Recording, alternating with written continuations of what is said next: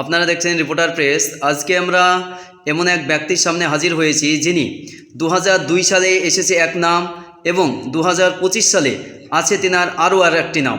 আমরা জানবো 2002 সালের ভোটার তালিকায় কী নাম রয়েছে।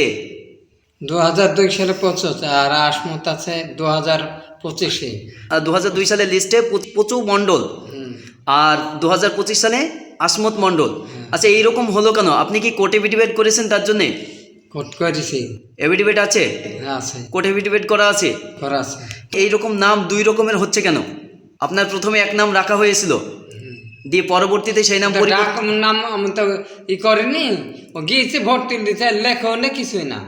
আগে ওইভাবে ভোটে উঠে গিয়েছে, কিন্তু অমনি পরবর্তীতে আপনি নাম পরিবর্তন করেছেন, হ্যাঁ তারপরে দিয়ে সেই কোর্ট এফিডেভিট করেছেন, হ্যাঁ 2002 সালে আপনার নাম রয়েছে পচু মণ্ডল, হ্যাঁ আর 2025 সালে নাম রয়েছে আসমত মণ্ডল।